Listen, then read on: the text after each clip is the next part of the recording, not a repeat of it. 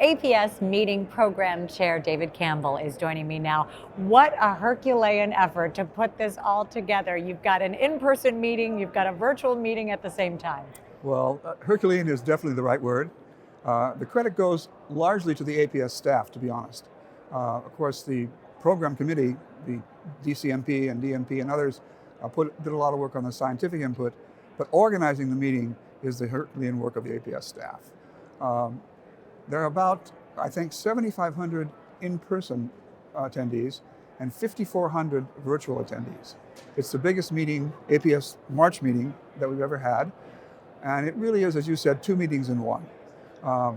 Because it's impossible, as you can imagine, with sort of 50 sessions going on in every 3-hour block, three 3-hour blocks a day, so 9 hours of lectures.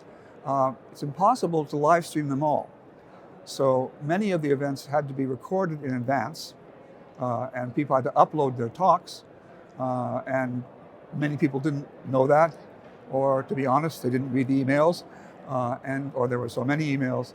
So it's been quite a task. But so far, there's no wood here, but touch wood, it's been going pretty well.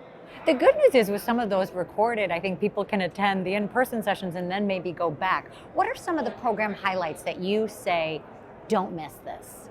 Well, actually one happened yesterday, so they can see it on recording. It's the Nobel Prize session. This year's Nobel Prize, well, last year's, 2021, was given for basically the physics of complex systems. And they gave half the prize to two climatologists who showed that the climate was a complex system, and the second half of the prize to Giorgio Parisi for his work in disordered systems. That work is actually, to be perfectly honest, closer to the thrust of this meeting generally, but the climate people in the GPC, the group on the physics of the climate, made a tremendous effort to show the relevance, and it's pretty clear that climate change is relevant to all of us, and there were excellent talks. The session was scheduled for 2 hours, went for almost 3, so it was definitely interesting. There'll be another highlight at the end of the week, the Kavli Memorial Session.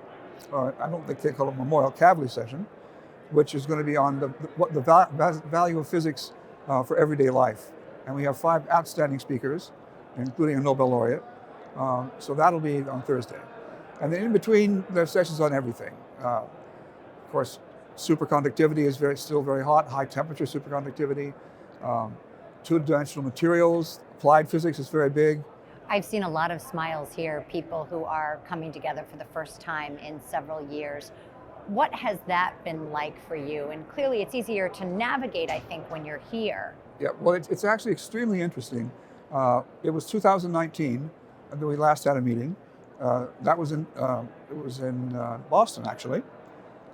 Brutally cold, a lot of snow, but still a personal contact was important.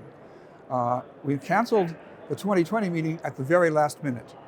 And in fact, that was a wise decision because there were 10,000 people headed for Denver, and 2021 was all virtual, which was in fact actually much easier to organize than this meeting. Having both the virtual, which you can't live stream everything, and the in-person made it very difficult.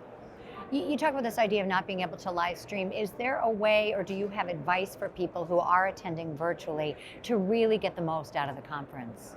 Well, they should of course go to the sessions virtually, and they can ask questions, but they can post questions and they can be answered. But it's very difficult for them to interact. There's no way you can't have a live stream from every single session. It's just simply unaffordably expensive, to be perfectly honest. There's a lot of discussion about the problems with the hybrid meeting, but I think there are a lot of features that people are pushing for hybrid meetings. For instance, one thing that you might not have thought of is the carbon footprint. People flying from everywhere burn up a lot of carbon. But there's a push to have future meetings be either all virtual, which most people don't like, or hybrid. And that will cost more. So it's not clear how it's going to be done. But that is sort of the wave of the future, isn't it? It is the wave of the hybrid future. model. We're seeing it all the offices, all the office buildings are going unrented. People are working from home, famously wearing their pajama bottoms while they have nice shirts on. which I don't have. Well, you've got your suit jacket I got on. my suit jacket Tell me what's and my the suit pants. What's the highlight for you after all of this hard work planning? Just seeing people here. I mean, meeting old friends, people I haven't seen in several years. Trying to keep the balls all bouncing in the air. Well, I will say it looks very successful so far. David Campbell, thank you so much. You're welcome.